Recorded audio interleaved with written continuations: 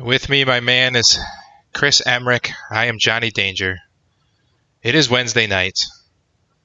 It is draft for upside time. It's just me and Chris. Adam will join us at 8. Mark will get to us when he can. But it's a good day. It's a good day. It's a beautiful day. It's beautiful weather in Michigan today. How you doing, Chris? I'm doing good. It's pretty hot out here, but it's been worse in the last couple of days, so it's all right. But I'm indoors. I've got my AC at 77. I'm living life. It's definitely been a beautiful day in Michigan. It's been sunny, slightly chilly, but that's okay. No snow, no rain. It's coming a little bit later, but I'm digging it. It's a beautiful day. I love it. Nice. Well, what you drinking? Well, I'm going to be pretty lame today. Monday I took a self-deprecating beating on what a dick I was in my fantasy league with Mr. Adam White. And today I'm still self-deprecating because I am drinking this beautiful lime-flavored, truly hard seltzer. That's quite an interesting drink that you have there. It's weigh-in day tomorrow, Chris. I've been talking Weight Watchers. Well, I have something a little bit more manly here. I've got a New England style double dry hopped Dippa. It's hops with Simcoe and Amarillo. It's called Surround Sound from Collective Arts, clocking in at 8.2% alcohol. This is from Hamilton, Ontario, Canada. So you may be able to get some of this. Who knows? Yeah, I've been by there before when I used to work for Mill Street out of Toronto. So I used to drive through Hamilton and drink some of that beer. It's kind of tasty. The guy at the bottle shop said it was really good. And I'm not sure I would consider it really good, but it's pretty good. Well, I've squeezed half a lime into this slightly hint of a whiff of lime-flavored hard seltzer, and it's starting to taste a little better. Interesting. Well, I will tell you that I did something rather bold today. Yeah? I made a really bold decision. I decided not to play any Boston Red Sox, not a one-off, not anybody in my lineup. In fact, I might even have a couple lineups that I have Andrew Kashner in the lineup, and I feel like this is going to be a massive mistake. Well, I'm right there with you, buddy. I don't have a single Red Sox in any of my 6 lineups as well.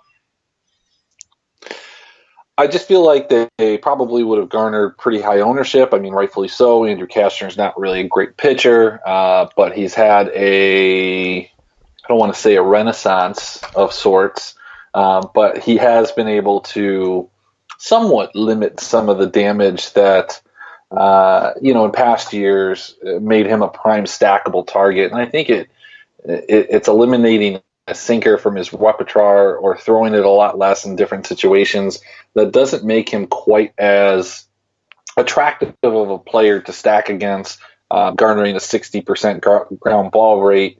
I think this is a leverage spot a la spring training, fade the Red Sox type situation. Yeah, man. I mean, I honestly, going through my lineups tonight, I've been talking to you most of the day, and I don't think you saw a single one in my lineups. So this is dangerous. When you and I are completely off a team, usually it's time to go bet them in Vegas. Yeah, I'm pretty excited about tonight when my 40% exposure to almost every one of the Dodgers crashes and burns, and but you know what? At least up until about 10 o'clock, I'll hold out some hope. It's like I went to bed last night, and I woke up in the middle of the night, and I looked at my phone, and I was like, oh wow, Mike Fiers is throwing a perfect game. That's not going to last. And then I woke up and I was like, oh, wow, he threw a no-hitter. Wow, that's...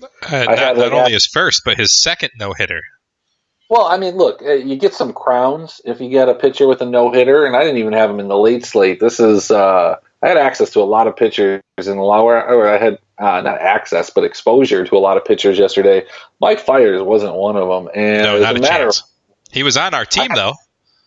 I had a lot of reds. To be quite honest. And in retrospect, I can see where, if it hadn't been for their small offensive explosion the couple days before, seeming like they had it together, I probably would have pitched Fires. Because the Reds are still bad. They can have some good games and still be bad. They're bad today, and I have 20% Brent Anderson, so that's probably not going to work out for me either.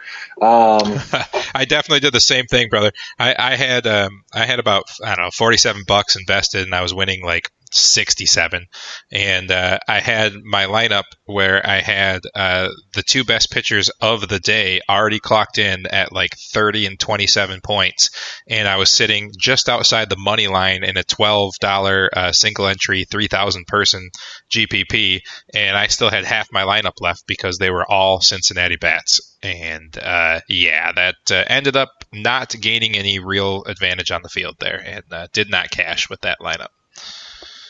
Yeah, I mean, yesterday was kind of frustrating because I seemingly was on a lot of the right plays, just not together, which can be a problem. But with 20 lineups, you'd expect to. I guess I only lost out of a $80 entry. I got 64 back, so I was big on Ryu at 5% ownership in the $4 moonshot or four seamer or whatever they're calling it these days.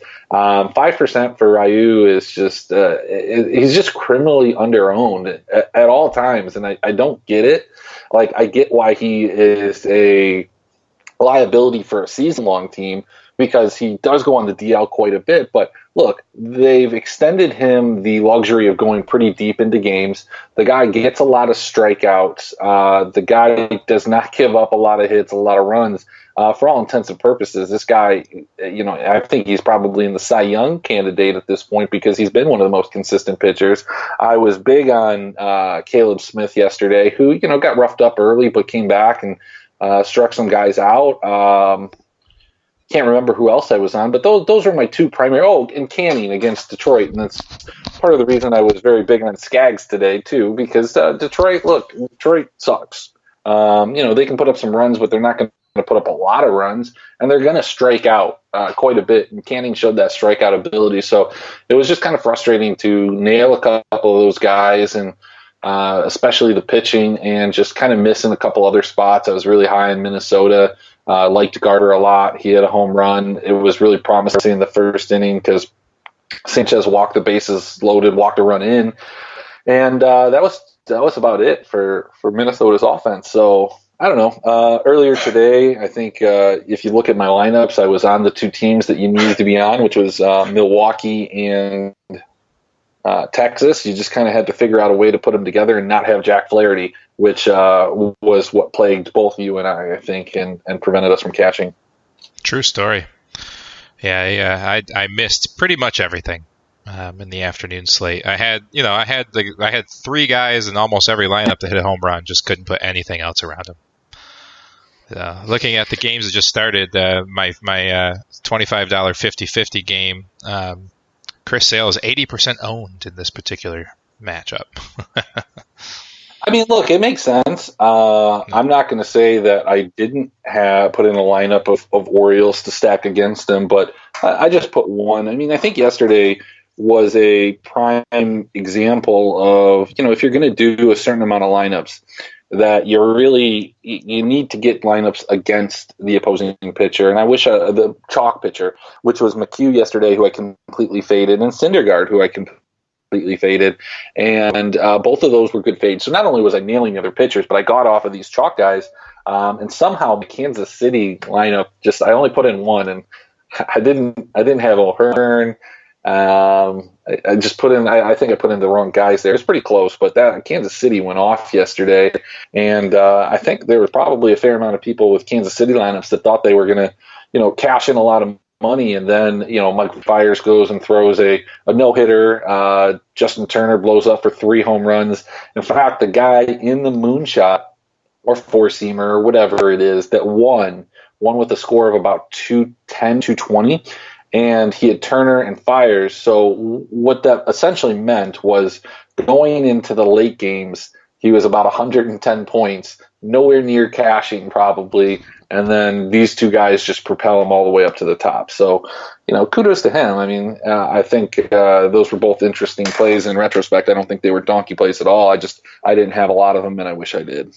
Yeah. True story. So, hey, man, what do we got tonight? We got a turbo slate we can talk about real quick? Yeah, you know what I'm also going to talk about, as was in the description of the show, I'm going to tell you what a love bug is. So, yeah, what the hell is a love bug, man? Fill me in. Well, look, it's a species of march fly found in parts of Central America, southeastern United States, especially the Gulf Coast. It's known as a honeymoon fly or a double-headed bug, and that's because during and after mating, adult pairs remain coupled in flight for up to several days. So you've got these bugs that are kind of stuck together. They're really slow. They smash up against your windshield. They ruin your paint. They're all over the place. It's not quite as bad as like fish flies in Harrison Township in the middle of summer. But I mean, they're all over the place. They're annoying. They don't do anything bad or anything from that end. But I understand fish flies, man. We get a lot of mayfly fish flies up here in Michigan, and they are really disgusting. Yeah, those are worse. But these are still annoying because they get all over your car. I mean, fish flies do too, but this is a little bit different because they're not just like, there's not a layer of them on the ground at some points. But they have 2 flights each year. They're really bad in April and May, and then also in August and September. And they're just kind of annoying. And then what comes after these things is then I'm going to get June bugs coming up here soon. And June bugs, are you aware of what a June bug is? Of course. Japanese beetle? Yeah, and they're going to die all over my porch. I'm going to have to sweep them out every single day. I'm going to hear them clinking against my window because of the light, and then they're going to fall over. It's just, I don't know.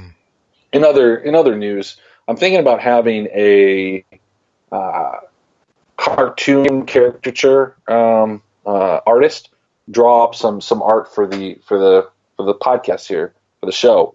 I like it. I'm thinking I'm going to have you, reading off your schedule.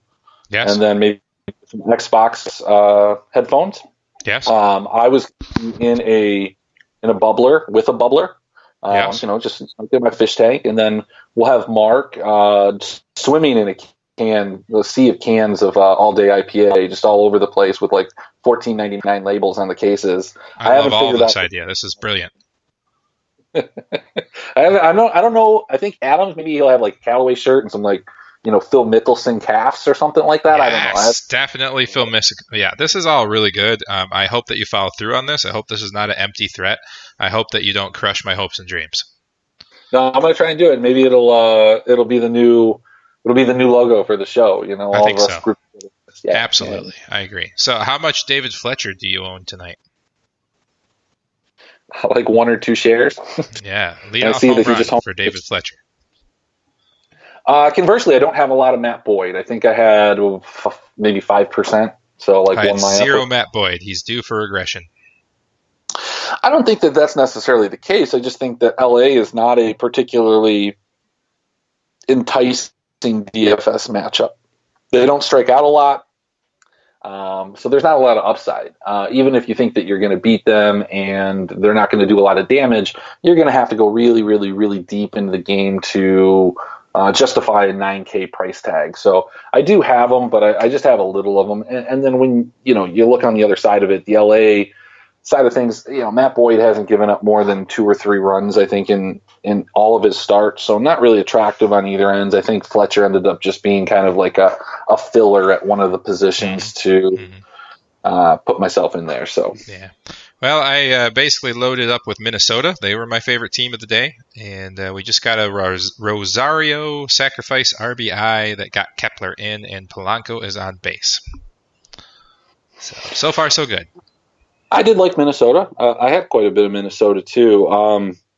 The team that I was kind of high on was the Blue Jays. They were cheap. I thought that they possessed some type of value. A couple of these guys like Drury. I mean, look, Gibson's a decent pitcher, decent enough, but I certainly think he's exploitable, and especially at the prices, some of these left-hand bats and Drury and a couple of the other guys that have just been really mashing the ball lately and not really getting the results. So earlier today, while I was at my real job, I did do a search on Fangraphs, went into the batting, and went kind of team by team and looked at over the last 14 days who had the most hard contact, who had the most soft contact, and kind of made a couple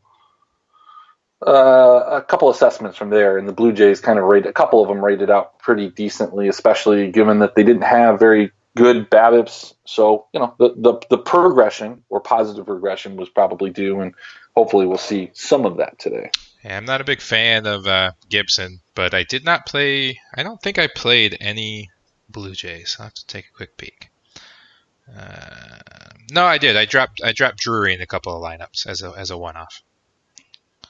Yeah, Drury was a guy. Talese, Smoke, Sogard. Those were kind of the guys that I was looking at. My only Fletcher lineup apparently is with Marwin Gonzalez, Luke Molly, Sale, Brett Anderson, and then a beautifully crafted 1 through 5 Kansas City stack against Peacock. Yes, I have a lot of Kansas City sprinkled in. I didn't do any official stacks of Kansas City. I hate Brad Peacock, so I'm shocked that I didn't come up. But you know me. I made. I think I said 6 lineups, so now I'm looking at it. I made 4 lineups. I sent the same lineup into 2 other things. So 4 lineups. I hate Peacock, but no full-blown stacks against him. Maldonado I have pretty much on every team. It was just he's priced right. I hate Peacock. I just I mean it was pretty funny the last time that he started. I was I watched something and the guy was like, "Hey, are you interested in any cock tonight?" And I mean I guess he was just trying to shorten up the name of Peacock, but there's certain ones you have to be careful with because it just doesn't work well, That's true. That's true. All right, well, let's take a look at the slate tonight, shall we? And then we'll get into our season-long league, which we have climbed back up a few spots from 14th, back up to 10th or 11th. But I'm going to go to the lobby here at DraftKings. We're going to check this out. I'm going to sort by major league. I am going to click on the, let's see, what do you want to do? You want to do the, we got 15 minutes to get in the 7:35 3-game turbo, or we can do just the night slate for the 10 o'clock games. Doesn't matter to me, whatever you'd like. All right, let's just do the 2-game night slate. Let's do a little 2-game night slate. I mean, these are games that I play. I enjoy it because a lot of times I'm busy with the kids and I just don't have time to get the 7 o'clock lineups in. So I play the most when there's day games and I play the most when there's a nice slate at night. Of course, 2 games isn't what you would call a nice slate, but a slate nonetheless. So I have a free 25-cent token, so I'm going to use that on the quarter jukebox. Let's build a team. Let's do it. Go ahead. Let's win this $150 on this quarter, all right? All right, I'm ready. I like it. All right, we've got Atlanta at Los Angeles Dodgers, and then we've got Cincinnati at the Oakland Athletics. We have probably 2 of my favorite pitchers on the main slate today in Kershaw and Sonny Gray. I love Sonny Gray today. He's probably my highest owned pitcher. Yeah, I mean, I think you could go with Kershaw and Sonny Gray. I think you could go with Sonny Gray and Brett Anderson. I mean, I think almost all of these pitchers are playable.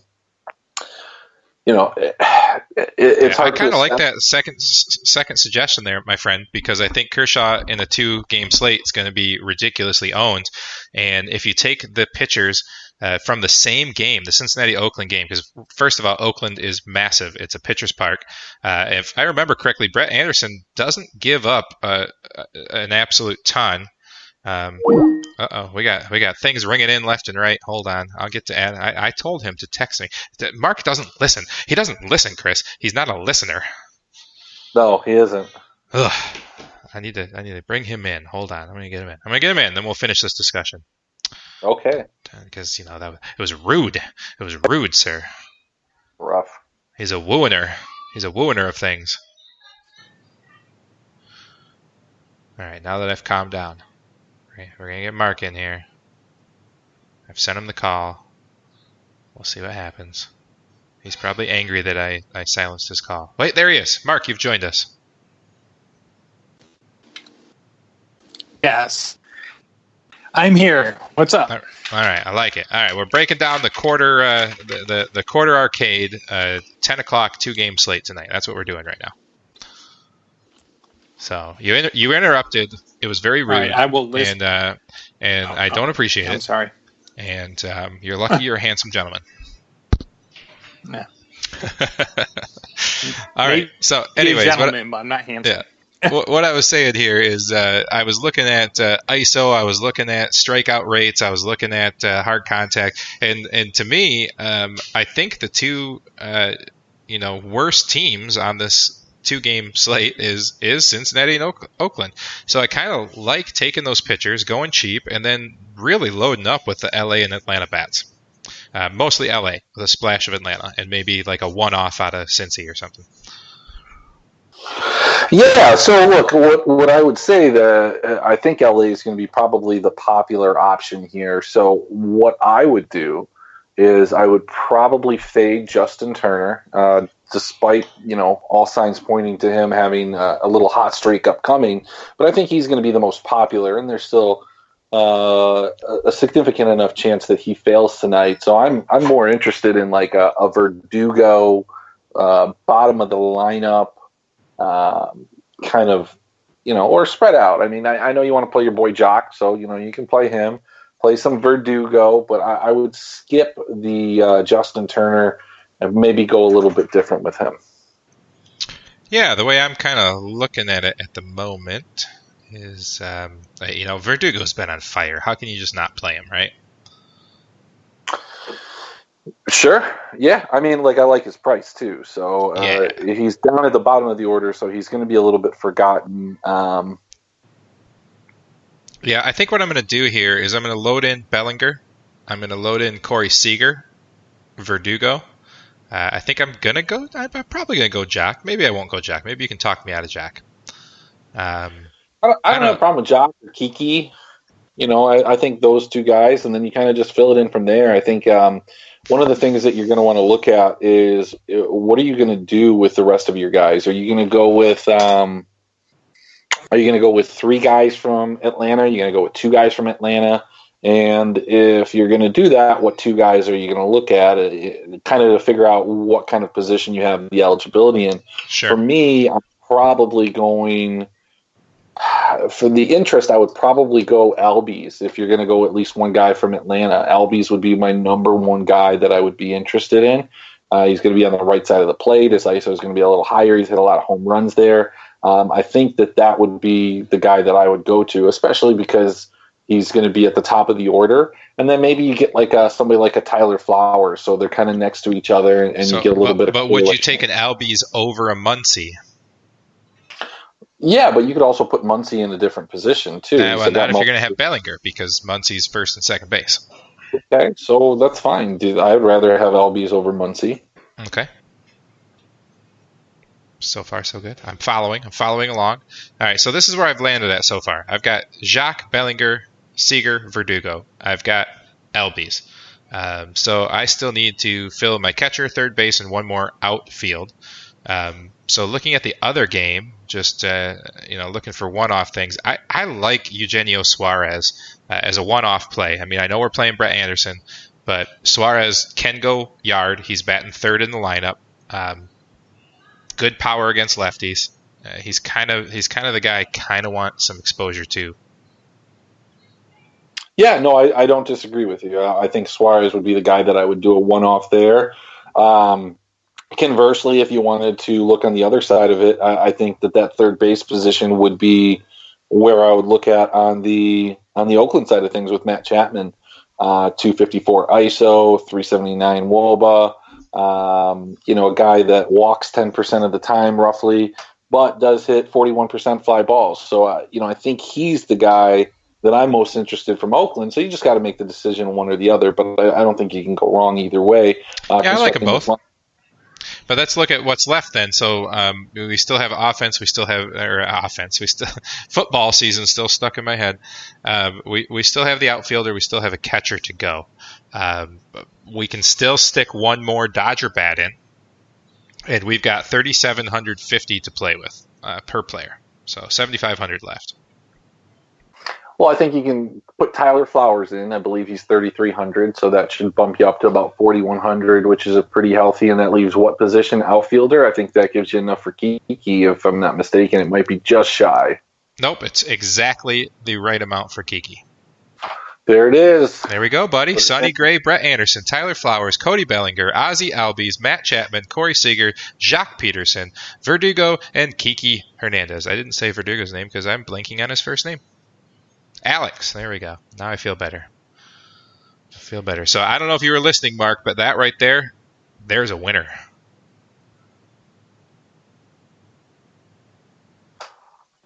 Sorry, technically challenged here. Yeah, all right. So I am entering that lineup, Mark, into the 25-cent quarter jukebox. I was quickly trying to type it all down. So, all right. You need some fillers. Do I need to say it again? Yeah, say it one more time so I can fill in my last couple of guys. All right. So pitchers, we've got Sonny Gray and Brett Anderson. Our catcher, we got Tyler Flowers. Our first baseman, Cody Bellinger. Our second baseman, Ozzie Albies. Third baseman, Matt Chapman. Shortstop, Corey Seager. Outfielders of Jock Peterson, Alex Verdugo, and Kiki Hernandez. That is the stamped and approved Draft for Upside 25-cent free ticket shot at the quarter jukebox, top prize of $150 for this 25-cent ticket. Nice. All right. I'm going to put it in. I got it. And we'll see how the first 2 hours of my nighttime lineups go before I decide that I want to play more of that one.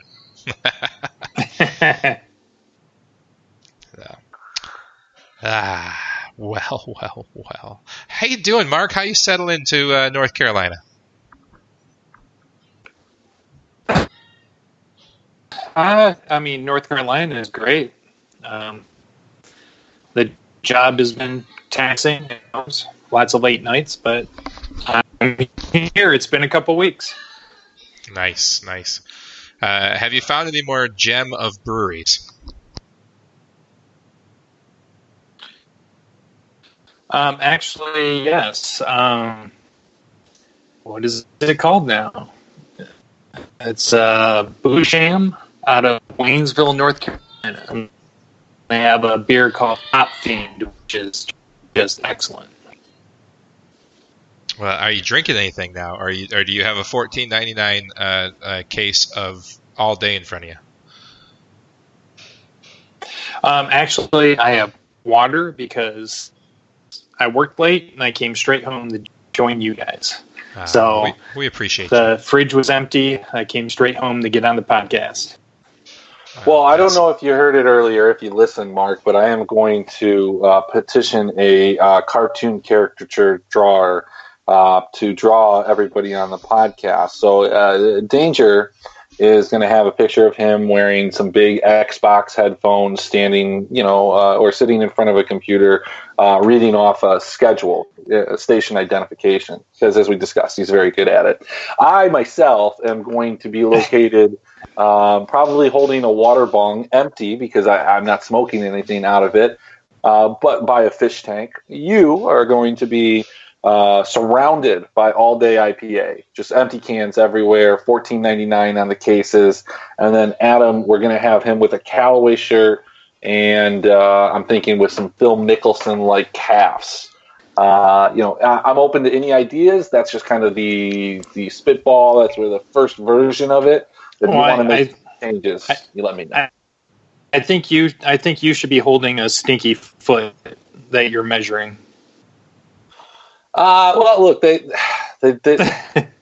separate. That's separate. We don't talk about that. Yeah, we don't want to talk about that. I love it. I absolutely love it.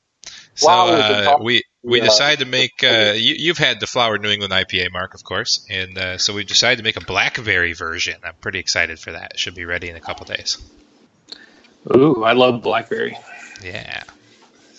Getting pretty excited for that. So you need to save me some. Yeah. You're breaking up on me a little bit. Is he breaking up on you, Chris?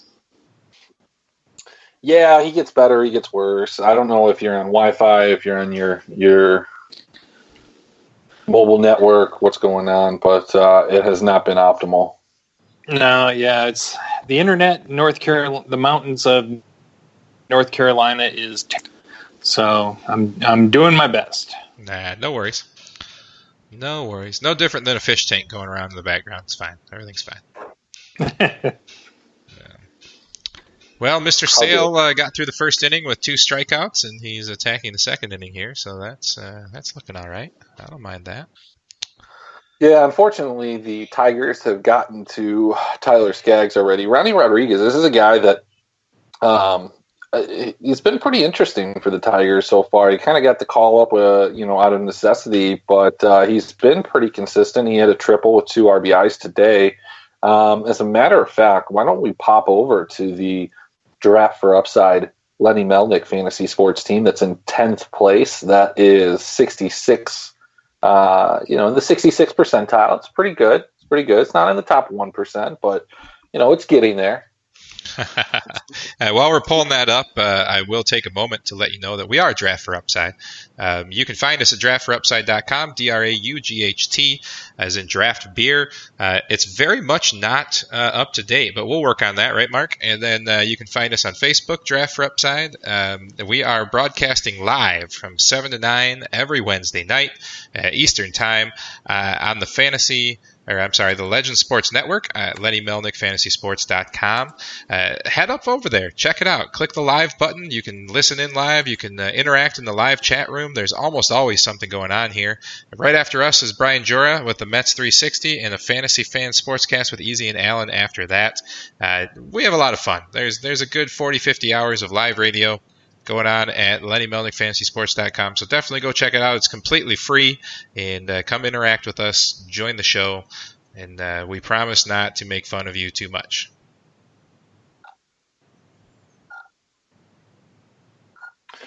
So I'll tell you what, while you're bringing that up, I'm going to go ahead and just do a little preview tomorrow because I pulled up tomorrow's slate. I usually do this when I realize I'm not going to get rich off today's slate. I like to look forward. I'm an optimist. I'm a pessimist in the moment, but I'm an optimist for the future.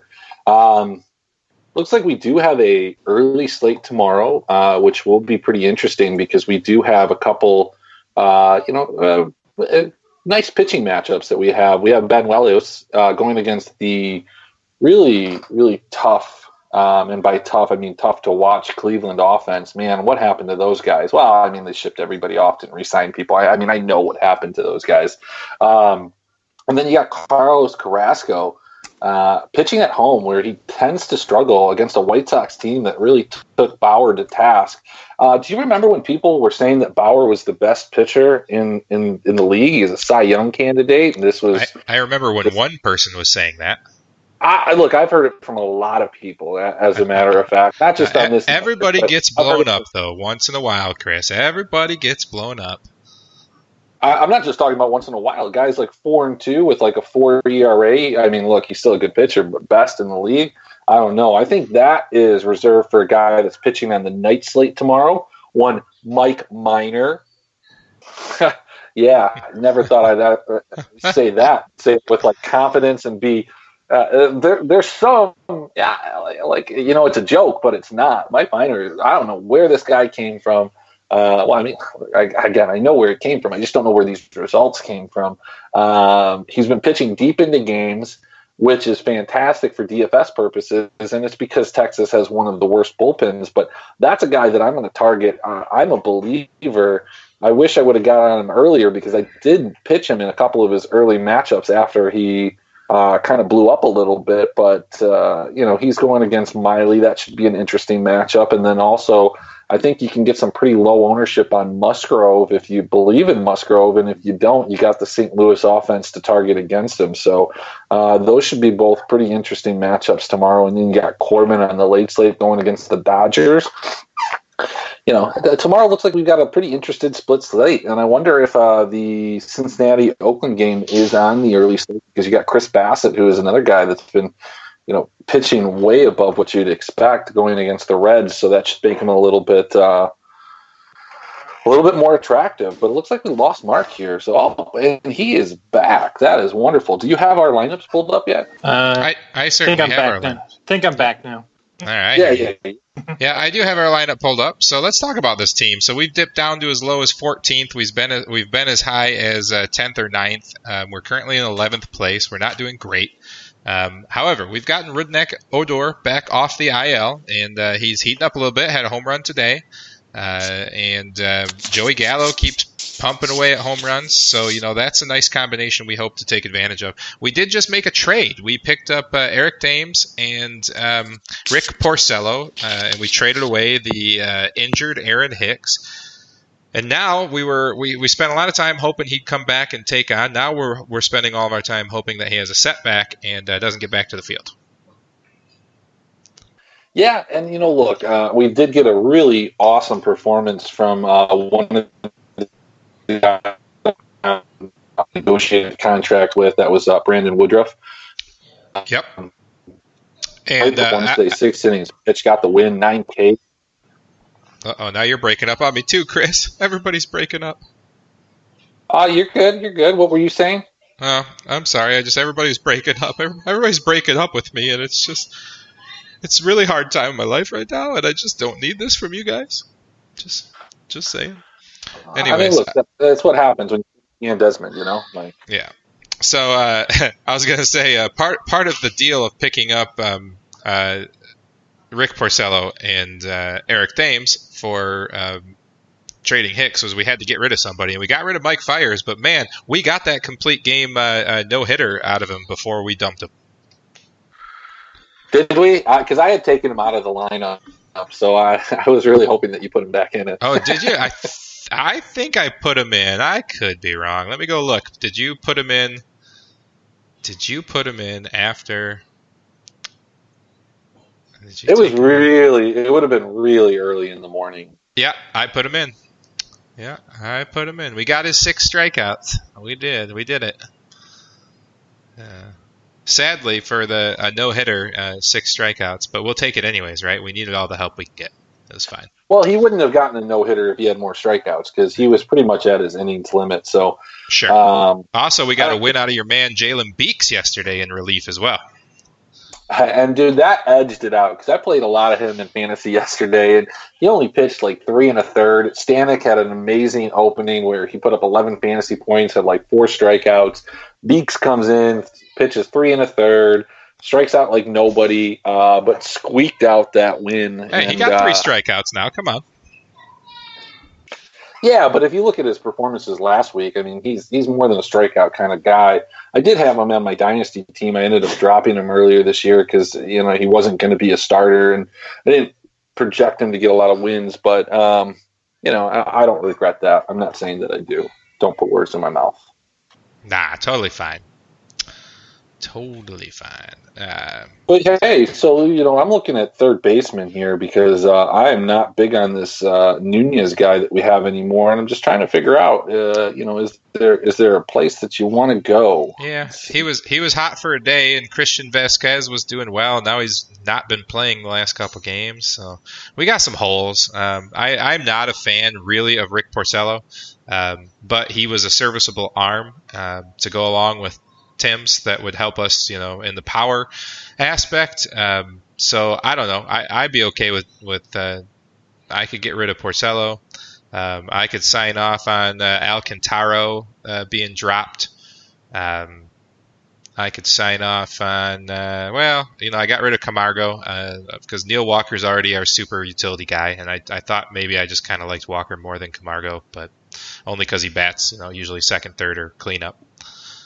So here's one of the things that get rid of Tachman. One of the things that I'll point out about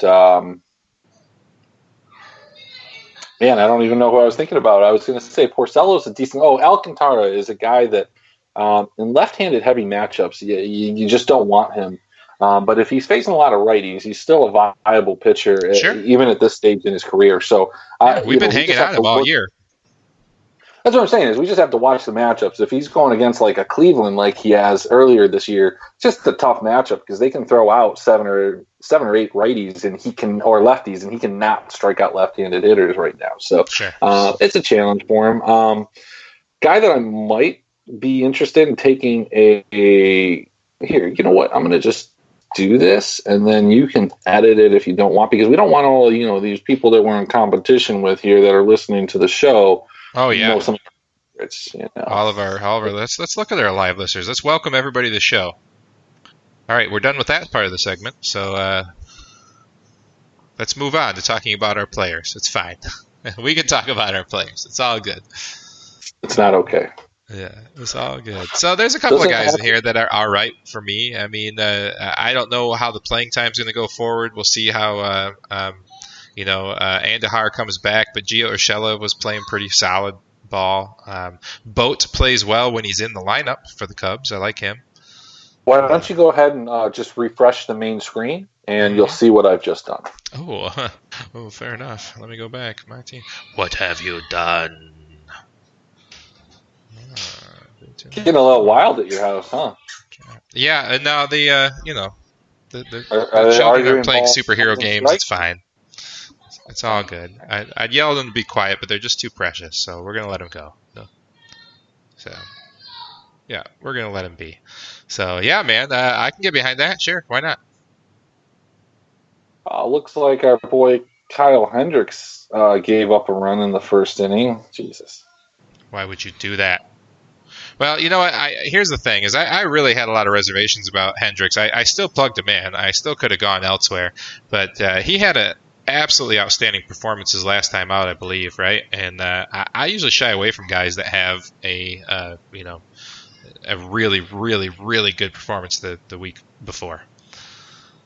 Well, here's the problem: is that you didn't have a lot of pitching options on the slate, and so you kind of have to make some decisions on upside and things like that. So, Hendricks was a guy that, for me, was somebody that limited my exposure to Sonny Gray and Tyler Skaggs. So I didn't have just 70% of those guys, because in that mid tier, both of these guys have the strikeout upside, but they were not sure things.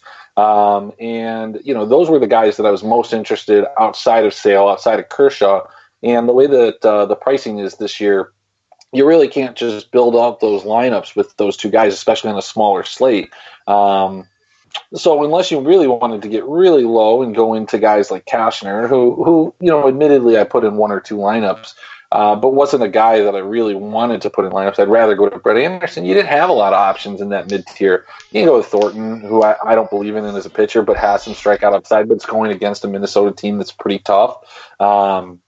Or you can go with a guy like Kyle Gibson, who, elicits just as little confidence for me, because the stuff that he possesses, it's just not always that good. It's not crisp. He's not a crisp pitcher. He can put together a really good couple of games, and he can blow up really easy, and doesn't necessarily need the strikeouts to get the outs. And so a couple runs, even in the early going, kind of dooms you with him, because he's not going to overcome it with some strikeouts. Yeah. Well, the ESPN win probability still says 61% for the Cubs. Just saying. Oh, I'm sure that they still do. Yeah, and I had a couple lineups early that I showed you that I was kind of messing around with, just seeing if I could fit Kershaw and Sale together, and it ended up with a lot of Marlins because they're just so darn cheap. I don't believe I ended up with much in the way of Marlins. Let me double check. And go back here and look. Did I end up with any Marlins? I did not end up with any Marlins, which is, generally speaking, the right play. Looks like Mookie Betts hit a home run. I mean, that makes sense. I can get behind that. That's fine. It's the top of the third, 3 out. So they went through 3 innings. Mookie Betts hit a home run. Andrew Cashner's at 7 points. For fading the Red Sox and playing Andrew Cashner so far, this is fine. It's fine. I played no Cashner, but I also played no Boston, or Baltimore. I played nobody from this game, so I'm hoping it stays at a 1-0 game. And, look, you played no Cashner because all you play is cash. Yeah, that's not true. I've been playing 50-50, half cash, half GPPs. I've been playing those three max lineups, bro. Come on now. It was a play on words. So anyways, anything else you want to look here? Now here's the thing with our team. We have to look out for innings pitched because there is an innings pitched limit in this league. There's a max 1,200 innings, and right now we're projected at 1,300 innings. So at some point we have to get off all these starting pitchers. We need to bring in some relievers and sell off some of these assets to bolster some other areas. So I think you just watch some of the innings pitched and go by matchup. But I am opening a Canopy Moonbeam New England IPA from Swamp Head Brewery in Gainesville. Let me read this to you because it's pretty interesting here. Through the years, out of the swamp mist emerges the legend of the Canopy Moonbeam. Growers were said to have burlap sacks full of moonbeam strain along with the water's edge, with roots literally dipping beyond the surface for unassuming sustenance. Reimagined as a beer, this New England or Northeast style IPA has a smooth presence with an intense, fresh aroma, which lends to a whole lot of juicy hop dankness to be fired up about. Sounds pretty Homey. good. Not gonna lie, sounds pretty good. Pouring it here. I'm so sick of the term dank. Oh, Mark, you hate everything. Mark does hate everything. It's fine. I do not. I just hate things you like.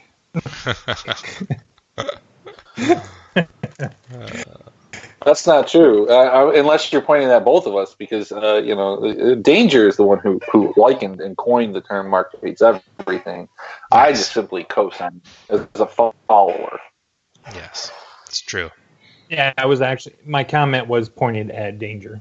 Okay, all right, yeah, Danger. All right, I felt a little bit attacked, and I didn't feel like Mark doesn't hate everything, just everything that's popular. That's not true. It's mostly true. I loved Infinity War. It's in my top 5 of Marvel movies. Wow. I can't drink any more of this hard seltzer, guys. I got to go get a beer. I'll be back. So entertain each other for a few minutes. Your boy Polanco just hit a home run. Yeah. Oh yeah. He caught my eye. Hold on. Ooh, a little 2-runner? Yes, sir. Who'd he hit in? Kepler again. I skipped Kepler in my stacks. I don't have any Kepler. Kepler is my most owned player in best ball leagues. I don't understand how that happened, but I was really high on Kepler. I don't know. That home run just took me from $0 winnings to $81 winnings. Stop the game. Yeah, no, stop right the now. Game. That's I entered 40 and I'm winning 81. Call it a day. I'm good. I'm happy. All right, I gotta go get this beer. I'll be back momentarily.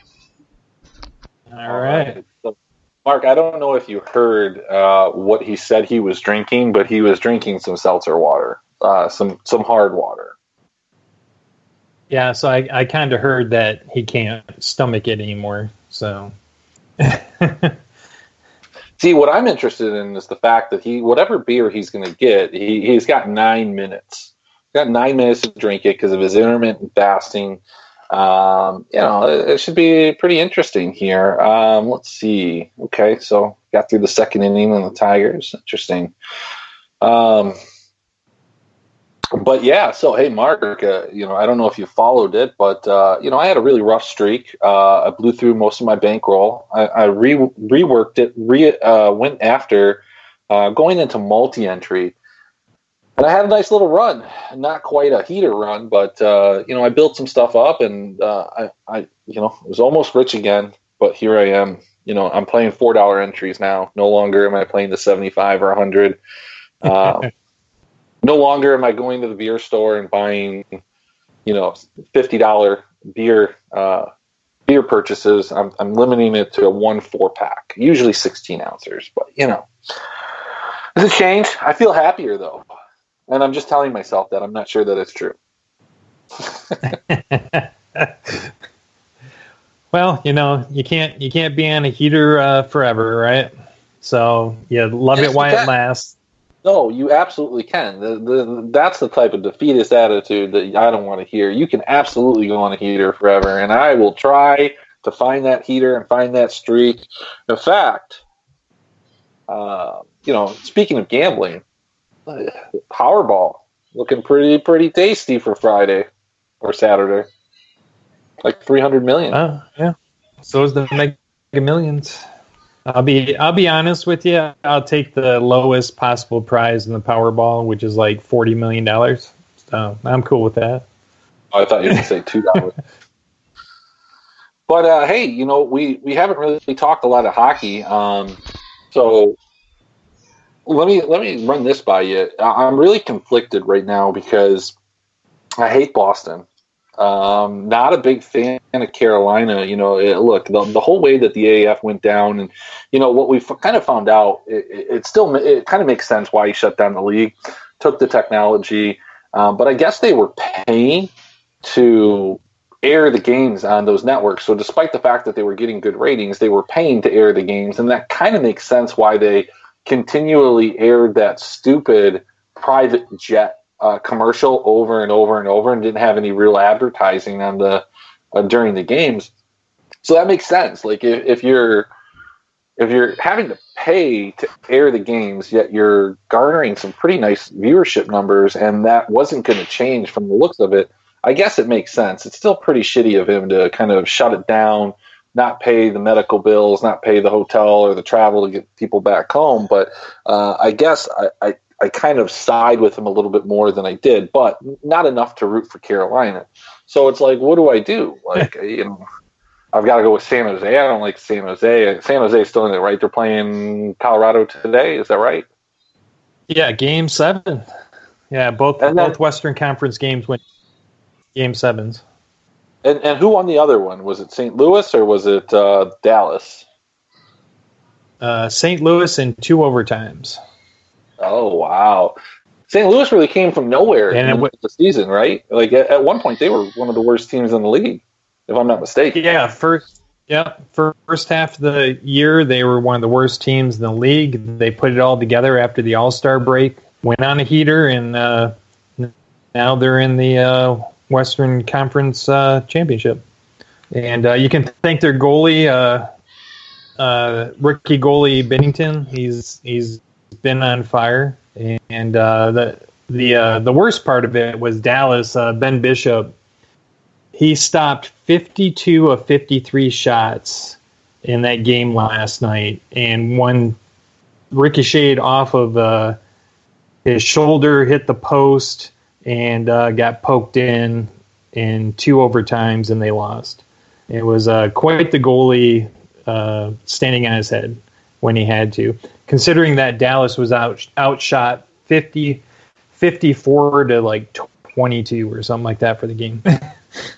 Well, yeah, and Dallas was not a team that, I believe during the season was really renowned as a team that, was going to compete for the cup either. They had their ups and downs, but I don't recall them being a team that we targeted a lot in DFS. Maybe I did, just for Seguin, but outside of that, I didn't think that they were a powerhouse team. So that being said, where do your allegiances lie here? We have the shitty owner in Carolina. You've got the shitty fans in Boston. You've got the former Detroit rival, semi-rival, little bit of rival, not really. They were a pest in St. Louis.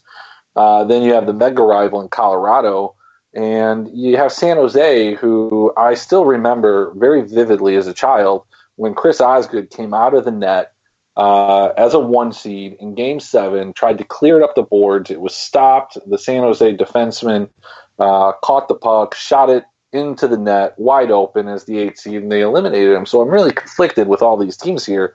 I think I'm leaning towards Colorado, which is weird. But I think that's just because I played them the most in DFS and their guys. So I have this affinity for Ratinen and I can't even say his name, the one that starts with the L, and McKinnon. So, yeah, I don't know. Where are you at on this? Was it Langenskog? Is that who you're thinking of? Yeah, sure. If that's how you say his name.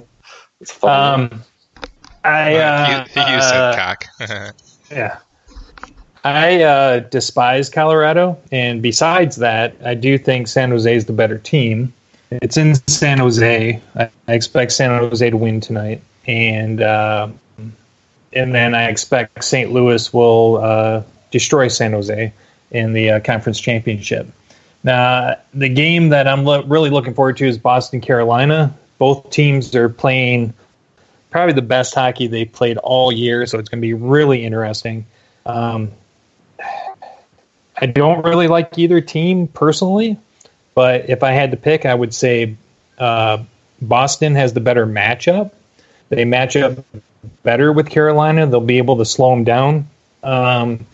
It's the playoffs, so the referees swallow the whistle. The game is called completely different from the regular season, so that can be attested by Tampa Bay getting knocked out in the first round, because in the regular season they led the league in number of power plays, and in the playoffs they had hardly any penalties called against them or called for them.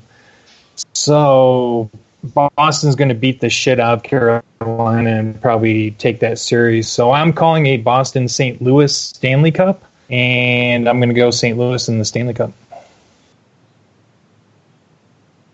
Yeah, I think anybody that's playing Boston is my favorite team. I mean, I just can't stand Boston fans. I mean, look, I get it. You guys have had a good run. So, I rooted for you back in 2004 when the Red Sox were playing the Yankees. But now, unless I'm stacking the Red Sox, I could just – I'm going to say bad things. I'm going to stop. It does come from jealousy a little bit. But, the attitude that some Boston fans have is pretty tough. And I think, there are certain Boston fans that will tell you the same thing. Look, dude, there are kids that are like 14, 15 years old that have had 12, 13 parades. It's an embarrassment of riches. I hope all their teams don't win for 70 years. And so those kids don't see anything for the rest of their life. They've had enough. Truthfully, they've had enough. So. Well, I keep hoping. So, every single Detroit team is rebuilding right now. So I have this hope. I know it's not going to come true because, you're dealing with Pistons and the Lions. But hopefully they all become prominent at the same time, since they started the rebuilding all about the same time.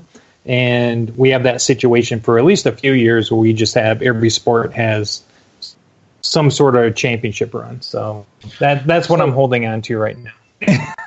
Speaking of that, since we didn't have you on last week, I think Danger would be okay with this, but we want to open up the forum for you to tell us why you are just so happy about what the Lions did in the draft. Go ahead. Oh, you mean they drafted the greatest tight end ever in NFL history in the first round? Because that's what it's going to take to make that pick worthwhile. When they passed up on all those defensive ends and linebackers that they could have just plopped in Pro Bowl defensive end. Instead, they take a tight end. So he has got to be at least Gronk, and if not, he's got to be Tony Gonzalez. There's nothing else he can be to make it worthwhile. So let me just play devil's advocate here, because I think we did have some good picks. I thought the guy from Penn State was a good steal. And one of the things that we talked about last week, and I talked with Adam, a lot of the comparisons that I was seeing on Lions Twitter, Lions Facebook, whatever you want to call it. They're different, but both formats.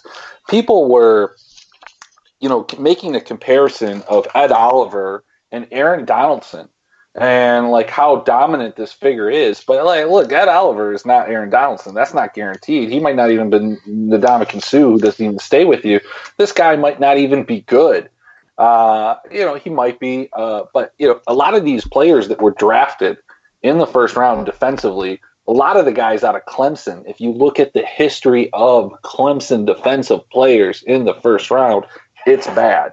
if you look at a lot of the mock drafts going in, they had TJ going to the Lions. If you were looking at a betting odds for Hall of Famers in that first round, TJ is the guy. I agree with you. He can't be some, run-of-the-mill tight end. He needs to be in that echelon where he's like a Zach Ertz, Kelsey, Gronk, and I think he very well could be. It's just one of those tough things. I mean, thinking back through the years, and this is why I don't get so, torn up and caught up in the draft, is if you think back through the years and you think about the years that you were like, man, the Lions just killed it this draft. Those players never came to fruition. They never killed it in those years. I mean, and you can point at any year, and pretty much they never killed it in any year. So the years that you felt good about it, they didn't kill it. The years that you felt bad, they didn't kill it. I don't think Matt Patricia is a great coach, but I can see where some of these picks kind of made sense, maybe.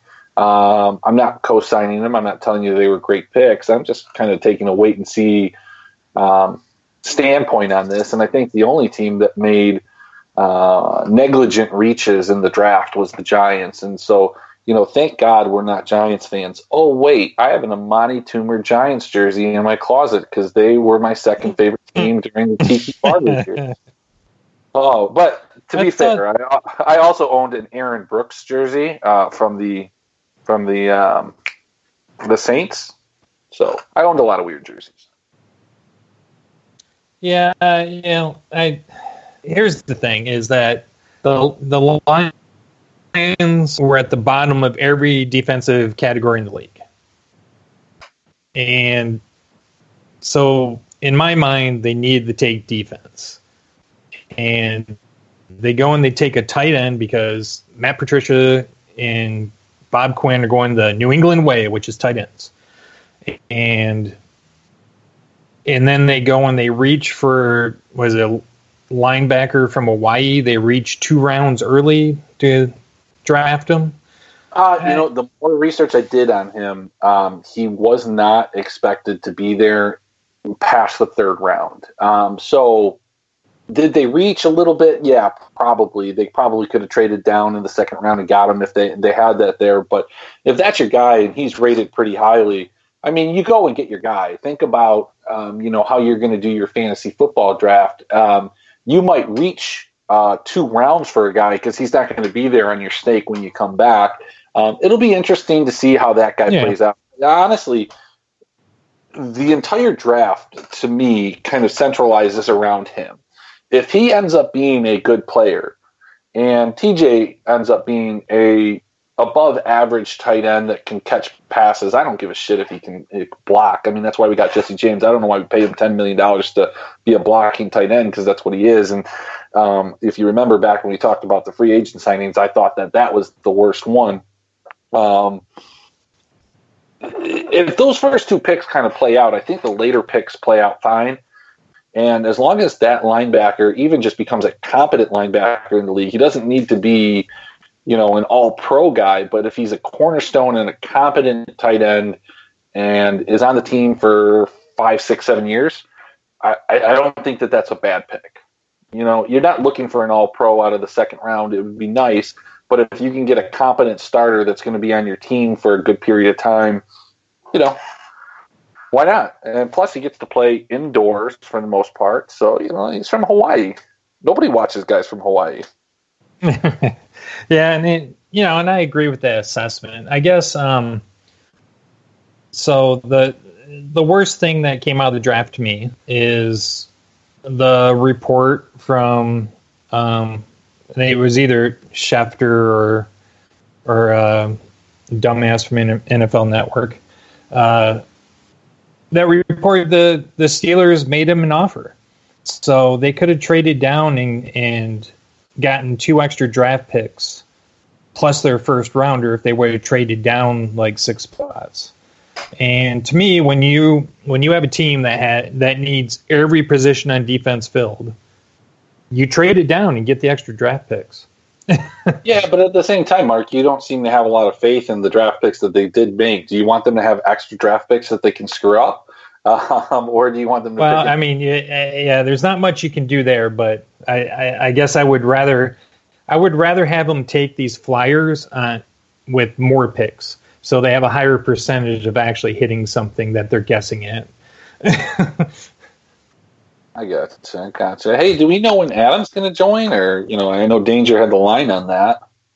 Well, yeah, speaking of Adam, he's going to join right about now. So it is 8:07. 8:07 is the time when he typically joins, and that's why. And there it is. 8:07 on the dot. Holy that is his moly. time. Adam White, the resident PGA expert for Draft for Upside, has joined the show. We are talking Lions briefly, and I know that you probably have more to say on that topic. But one more time, we are Draft for Upside. We're about to get into a PGA breakdown for DFS PGA. You're listening live to us on the Legend Sports Network, which can be found at LennyMelnickFantasySports.com. Adam White, welcome to the show. Why, thank you. I don't want to talk Lions because this is a happy time of year. You can hear the birds chirping outside my window, and it's golf season, so we don't need to talk about that right now. I like it. Hey, go ahead, Chris. I was going to tell, hey, Adam, I don't know if you were listening earlier, but I am going to petition a caricature draw, a cartoon draw for everybody on the show. We were trying to figure out the angle for you. We were thinking about maybe like a Callaway shirt, and then I was going to give you Phil Mickelson-like calves. How does that sound? I'm okay with the calves. I have good calves. They're not Mickelson type calves, but they're not bad. Yeah, well, look, Danger's going to have his Xbox headphones. I'm going to be in a fish tank with a water bong. Mark's going to have all the IPA all over, like empty cans, empty cases. So, if you have ideas, throw it out there. But that's kind of what we're going to do. I think it's going to be fantastic. So, I love it. Yeah, no, that sounds pretty cool. It would work well too because everyone knows I'm a lifelong Phil hater, with the exception of that 1 week where I played him. Never again. So it'd be a nice little joust at me because I don't like the guy. And if I had Mickelson calves, it'd be pretty cool. I think we can all agree. If we all had Mickelson calves, it would be pretty cool. I couldn't believe you played him last week. I just said it's going to be a happy show. We're talking about positive things here, and Mickelson's not one of those positive things. All right, let's get into it. Well, hold on now. Adam, do you have a beverage in your hand? I have a nice cold water right now. I am getting ready to prepare for my athletic endeavor of 36 holes walking a golf course tomorrow in a monsoon.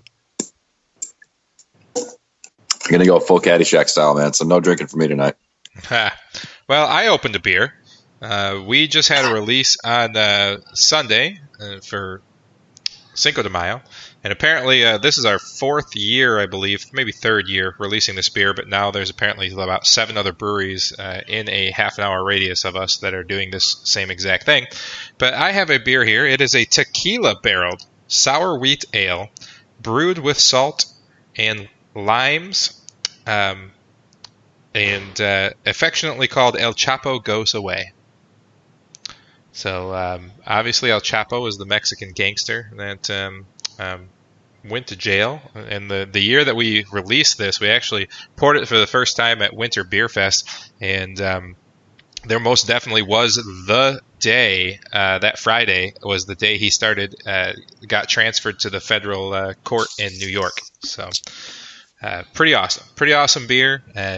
Very salty, very tequila-y, although I should stay away from all things tequila-based if you ask a group of Adam's friends. That would be true. I don't know if we have to go back and revisit your rage quitting on our baseball league, and I think you've recently made good on that. But if you want to talk about your Cinco de Mayo experience and how it affected your fantasy baseball team, go ahead. He did on Monday for a good 10 minutes. Yeah, solidly 10 minutes. Yeah, I accidentally dropped a guy. Somebody picked him up. I got no response from anybody. I got hammered on tequila, and I rage dropped a whole bunch of players in the league. It was and then Bryce Harper hit a grand slam just yesterday, today, or whatever the case was. So too bad for you. You're going to lose out on all the prize winnings. I've paid my penance. I apologize. I invited everybody to the brewery. It's all good. So, anyways, hey guys, guess what? I actually kept track of our picks last week. Can you believe it? Wow. Why would you just keep track of last week? You have to go back and tally up all the weeks. You can't just All go right. back on last week. Well, I did. It was sitting here in front of me while you guys were talking Lions because that just bored me to tears. Couldn't care less. Ugh. The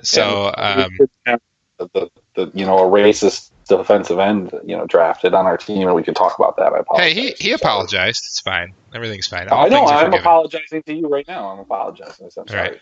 No, it's fine. Anyways, I don't even remember the point score we agreed to, so I just made it up. So I chose Phil Mickelson to win. Of course, he missed the cut. I assigned myself -2 points for that. The best pick for the win was Mr. Chris with Justin Rose, who finished third, so I assigned him 5 points for that. And Rory Adams' pick was tied for 8. He receives no points, but he didn't get negative points.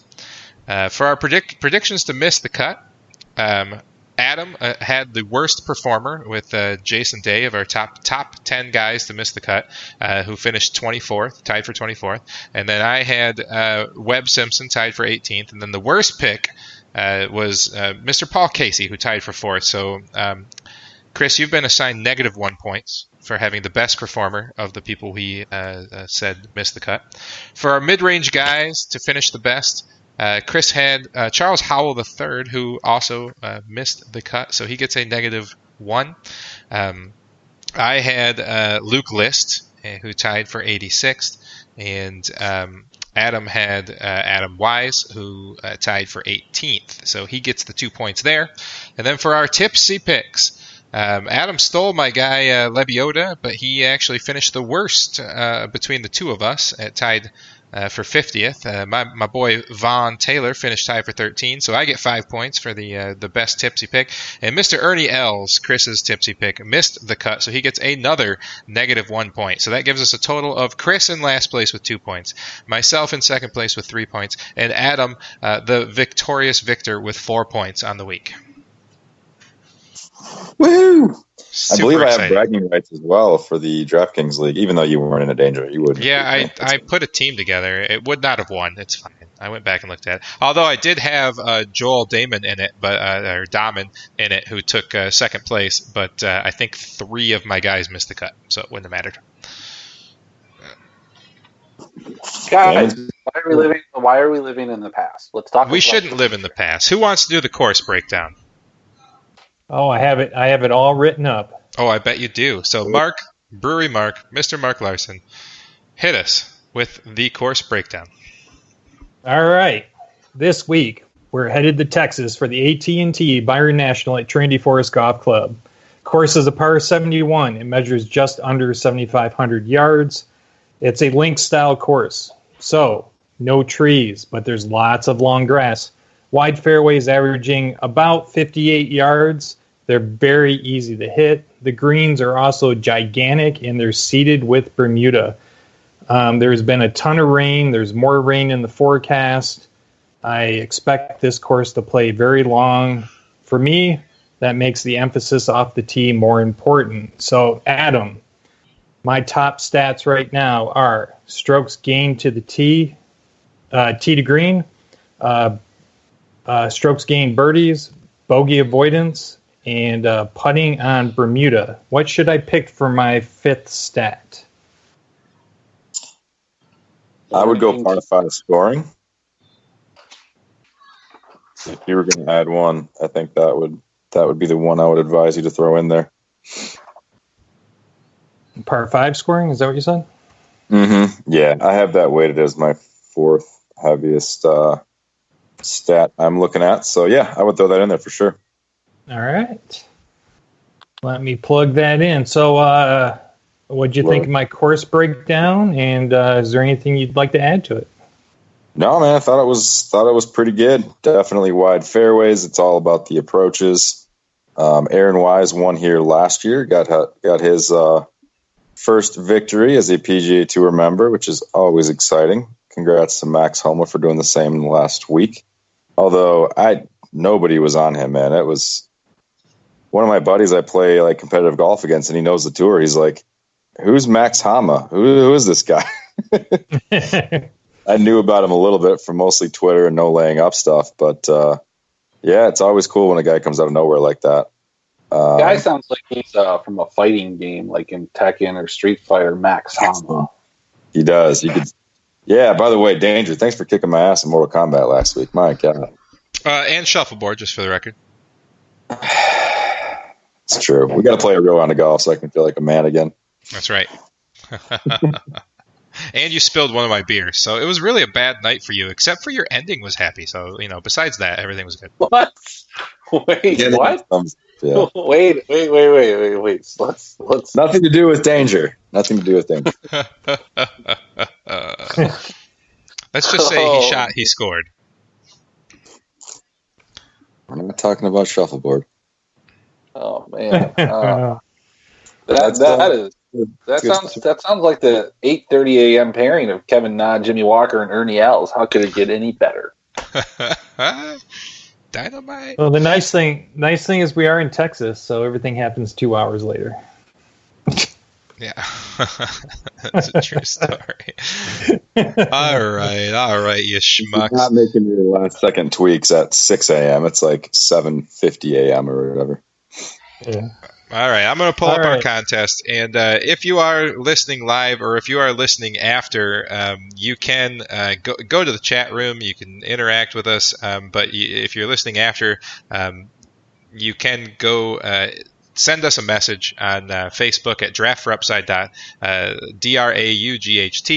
Draft is in draft beer. You can send us a message, and we'll send you the link. We do have a DraftKings Draft for Upside league, and we play every single week. It's a lot of fun. Pretty much Chris wins all the time, so you have to deal with him. But other than that, let's take a look at these top players. So the number one guy on the board, Brooks Koepka, probably the number one rated guy and the number one salary. Below that, Hideki, Jordan Spieth, Henrik Stenson, and Mark Leishman round out the guys that are 10K and up. Let's talk about it, Adam. You also forgot to mention that Brooks is probably the best looking.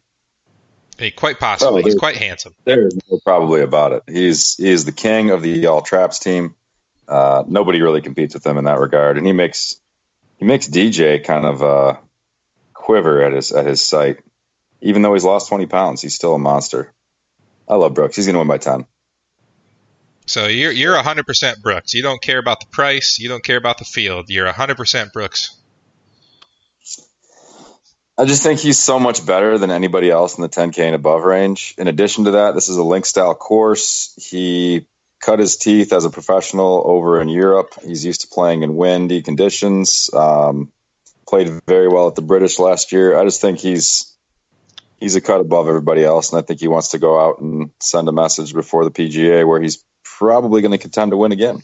And on a scale from 1 to 10, how was he as a kisser? Oh, 11. Oh, that's fantastic. Yeah, and when we're talking about shooting your shot, Brooks is the guy that shoots the shot. The problem is his short game, the putting. The guy's all long. So, if the short game doesn't come to play, it's going to be a problem at that price. But, dude, I'm right there with Adam. I'm all over Brooks, 100%. I might only have one lineup, but he's going to be in that lineup. So here's the question. There's 4 of us right now. We're all going to get in this DF, the Draft for Upside Golf Challenge. Are we going to be 100% Brooks Koepka for all 4 of us? Are we going to have to differentiate? Well, look, you can match my picks. I'll beat you. I'll get a guy like Sang Bae, which is a great name. Mm-hmm. And no, I won't play him. I'm just kidding. But yeah, I mean, look, dude, Brooks is going to be a good play, and he's the most expensive. And like Adam said, there's not a lot of guys up there. Are you going to play 11K Matsuyama? Is that what you want to do? I mean, because you're not really going to play more than one of these guys. I haven't really played around with lineup making. I don't know if Mark has or Adam has, but it's typically pretty difficult to get 2 of those guys together in a lineup. All right, so let's talk fade. Let's say, okay, we think everybody's going to be on Brooks. You want to differentiate. You're playing multiple lineups. Give me your next guy in the 10K range that you're willing to put money on, if there is one. If you're not playing Brooks, are you just going to go down and play in the 9K and high 8K range, or are you going to take another stab at one of these 10K guys? I mean, I personally like Leishman in this tournament. If I'm going to play two 10K guys, it's going to be Koepka and Leishman. I know Spieth has been playing better, but I'm still not willing to put money on him yet. No, it's really hard to back Spieth. He showed a decent sign of form a couple weeks ago, but I just think he's mentally still shot. The guy never should have gotten married. That's what it comes down to. His hand got forced, and he got married, and he hasn't really sniffed a victory since, with the exception of the British, where he shot like 90 on Sunday or whatever it was last year. So Spieth said that everybody. What, the marriage part? Yeah, exactly. I mean, I don't disagree, but that's a different topic for a different day, I think. Well, I've tried twice. I'm with you, Mark. Wait, you've tried twice, haven't you? You're still successful in the second one, right? Well, so far. She hasn't thrown me out yet. All right, cool. I just wanted to make sure there were no new developments since last week. I would be a quick question there. No, sir. But no, I'm actually completely with you there. I like Leishman, Mark, as the second guy in the 10K and above range. Matsuyama's all right, but the big thing here is you got to be able to stick it close in the second shots and make some putts for birds. Scores are going to be low. You need some birdie makers. Leishman finished second here last year. I'm confident he'll do it again. I dig it. All right, let's move along. I'm sorry, I was checking on the scores there. Minnesota has now got 7 runs. They got home runs from Jonathan Scope and from CJ Cron, which all the Minnesota players I had no Scope, I had no Cron, I had no Kepler. I mixed everybody else in. So, but still looking good. Still fine. Still doing good. And it sounds like you are taking lessons from me on how to stack the guys that don't hit home runs. Yeah, good job. Exactly correct. But we did have a George Springer, another leadoff home run. The man just loves first inning leadoff home runs. Didn't he lead the league in that last year? I don't know, but Kikuchi is in the middle of a no hitter right now. 6 innings in. That's a good name right there. Kikuchi. This guy actually, just to briefly pause, Kikuchi has really kind of come in his own in the last couple starts. He really struggled at the beginning. This wasn't like an Ohtani start, but if somebody might have dropped him in a season-long league, I would really kind of take a look at it. I don't think anybody would be that dumb, but yeah, I do actually, because I thought about it. But last couple starts, the guy's been crazy good. He is like Ryu, just those guys from Asia. They just got some crazy breaking balls. I don't know what to tell you. But anyway, back to golf. Back to the golf. All right, we're looking at the 9K range now. We only have a handful of those guys. It starts with Patrick Reed, Sung J M, Aaron Wise, Brandon Grace, Keith Mitchell, Rory Sabatini. Keith Mitchell been playing good. I mean, he's kind of been on my list for this tournament. It's hard to argue with him. He's been solid for quite a long time now. I'm actually going elsewhere, though. I dig it. All right, who are you into? I'm always into Aaron Wise. You know this. This is kind of my younger man crush, in addition to Brooks Koepka. He got kind of cut over the wintertime, by the way, too, and I don't know if it's translated to success, but he's been trending in the right direction. 2 straight top 20s. That's some pretty tough. They're playing together in the same group, too. Oh, Wise and Koepka. I have to PGA Tour live that. Damn it, I have to play golf all day tomorrow. Maybe while we're in the clubhouse in a rain delay, I'll watch it on PGA Tour live. That's what I'll just send you spoils all day. It's fine. They're playing with Ryan Palmer at 8:30 a.m. I think they're teeing off on the back 9 initially. Ryan Palmer, hometown boy, I believe. Yeah, I like Wise and Grace. Grace is a great wind player. He loves link-style golf. He doesn't hit it real high, but he doesn't need to. He's used to playing along the ground, as they say over in Great Britain. But, those are my guys in the 9K range. Mitchell, I'm fading because he's going to be super popular. And I I'd rather save him for next week at the PGA. Other than that, I am out on the 9K. Although I wouldn't mind giving Patrick Reed a look. He looked all right last week. I just don't think the course sets up for him. I'd rather wait for him as well for the PGA at Bethpage next week. I dig it. Mark, what's your feelings on these guys? Yeah, I want to hear what Mark's model says. You know, that predictive What's your model say, Mark? Well, I have to agree with Adam. I'm sitting on Aaron Wise in the 9K range. Mm-hmm. I think he's the best player in that range. If you wanted to put a gun to my head, I would say maybe a little Sabatini thrown in. Sabatini.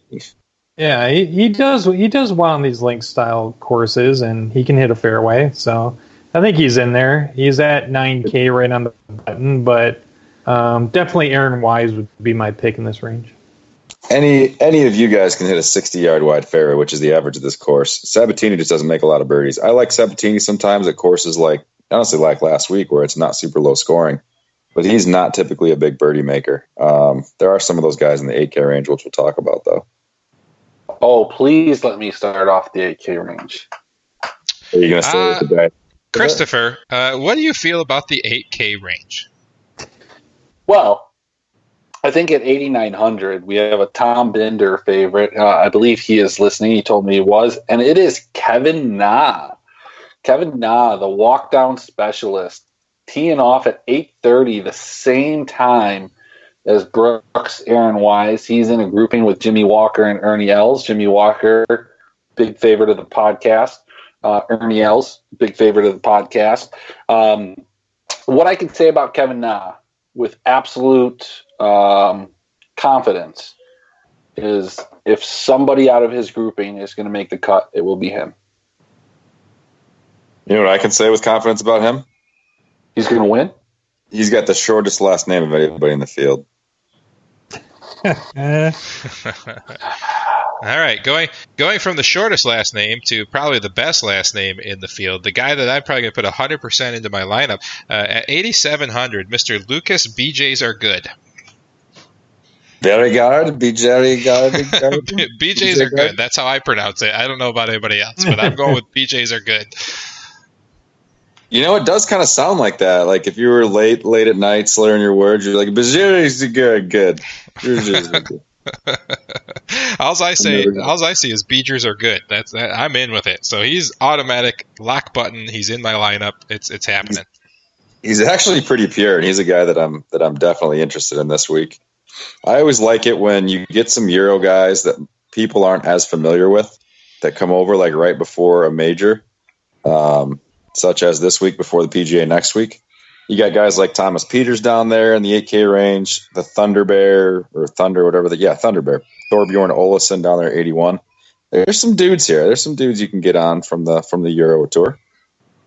But BJs are good is probably the best. I mean, BJs are good for sure. Mark, you like who's your 8K range guy, Mark? I'm going to go with Ryan Moore. And I know he's going off in the Brooks Koepka group, so I'm expecting that group to do very well tomorrow. So it's Koepka, Moore, and Wise, huh? Yeah. Ooh. Is that right, Chris? Especially in the clubhouse. You know what I'm going to do this week is key in on some first-round leaders. No, I'm sorry. It's Ryan Palmer with Brooks and Aaron Wise. It's Palmer. Yeah, it's Palmer. Okay. Yeah. Got your Ryan's classic. I'm trying to find where Ryan Moore is, who he's playing with. I'm just trying to see when he's teeing off. Gotcha. Oh, and I want to go back. I want to go back to the 9K range just really quick. Just a brief thing. Keith Mitchell is the projected highest ownership at 22.3%. So beat his ass all day. For me, Keith Mitchell is a full fade. So you know what's really funny, Mark? Your internet's not so good, so you're kind of coming in and out, and it's going really slow, but it's making you sound absolutely wasted. It's fantastic. Ryan Moore is teaming off with Michael Kim and Cody Gribble. But it is long. Like your internet's slurring your words for you. It's fantastic. I love the effect. Good job. My drunk effect that I put in. Yeah, it's great. It really is. He normally does a fine enough job of that himself, but his internet's helping tonight. All right. Any more comments on the 8K range? Thomas Peters, BJs are good. Ryan Palmer. I like it. And Thunder Bear. Dude, I ruined the no-hitter. They just got 2 hits in this inning. Well, all right. How about Mike Fiers getting a no-hitter last night? How the hell does that happen twice? Stop it, dude. We talked about it already. Stop it. You were on him. Stop. We traded him, but we got the start out of it.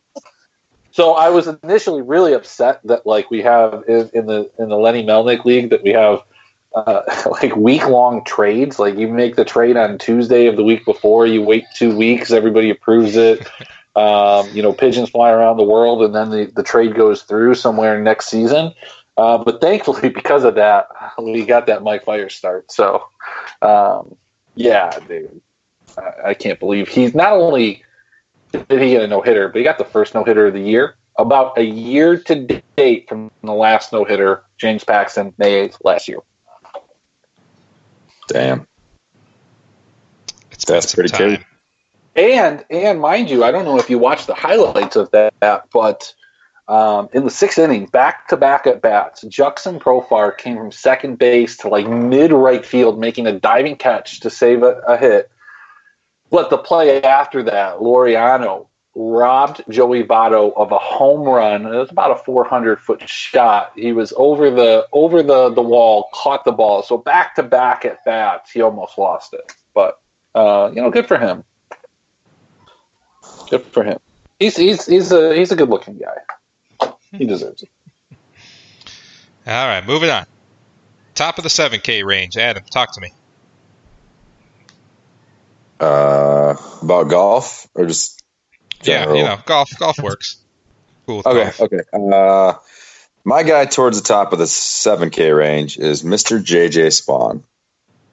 This course, I think, sets up really well for him. He hasn't been in great form lately, but I just got a good feeling about him at this track for some stupid reason. He'll probably miss the cut, but I'm feeling good about him.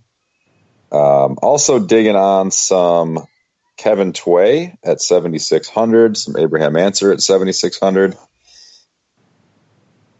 That's all I got for the top half of the 7K range. We can move on to the bottom here in a minute because it's a pretty big range here. Yep, keep rolling. Mark, who you liking up top there in the 7K range, bud?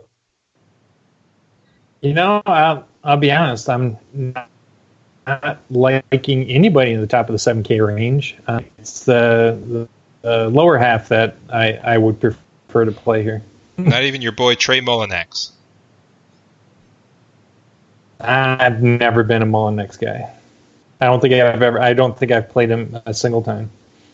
I was talking more to Adam there, but that's my boy. Yeah, no, I love Trey Mullinax. Just this week, I think a lot of people are going to be on him. What's his projected ownership right now, Mark, for the old Trey machine? 1 second. Hey, do you guys want me to get you all Mullinax Ford, like hats and stuff like that? That'd be sweet. He is 7th at 15.7%. Or I'm sorry, 15.7%. That's pretty high. Gonna have to fade. As big as this 7K range is, I'll fade him at that ownership for sure. All right. Well, in the mid range, we're gonna have to start talking about Kiradek Afa Barnrat. The Barn Rat for sure. Let's do it. I don't know if you guys have noticed, but I have changed my DraftKings photo to the Barn Rat photo. As you should. Which one? Coughing a long line. I love the Barn Rat, and I also love the Schneiderjans. Schneiderjans. Mark, I beg you, those guys. Schneiderjans is it's like the earlier in the season lower price version of Phil Mickelson, where I just hate on the guy every week. And then 1 week I'm like, oh, he showed some form. I'm gonna jump on him. Then he misses the cut by like 12, and I'm just done with him again. Him and stupid hair and him in the wind. No. What was that, Chris? Look. The problem is, Adam, when you do that, and you're so far away from a player, and then you come around to him, I'm like, look, there's something to be had here. Like, I don't listen to all your picks, but I pick and choose what I listen to, and I try and find the gems. And I thought that was a gem, but it wasn't. It wasn't a gem, and you led me astray. And kudos to you because you beat me. And so I don't know if that was your strategy, but I can't believe you guys haven't talked about Jimmy Walker. Like, this is our dude. Like, friend of the podcast. I tried to get him on. I'm glad he didn't come on this week because you guys would have embarrassed me. I told him how much everybody liked him, and we've just glossed over him for these prettier toys like Brooks Koepka and Mr. Wise. But what do we feel about Jimmy Walker? 10 of 13 cuts, a 71.3 average at 7,700. I'm going to call it right now. Guy's going to finish tied for ninth. It's a really random, specific prediction. I've written it down. It's already recorded. Tied for ninth. I mean, that's one of those where you just say it, and you probably are going to sound stupid. But if it hits, you're like, "Damn, that guy's a genius." Yeah, if it doesn't hit, we'll never speak of it again. My life. That's how I live my life. That's right. I don't mind it. No, I don't like him though. We can move on.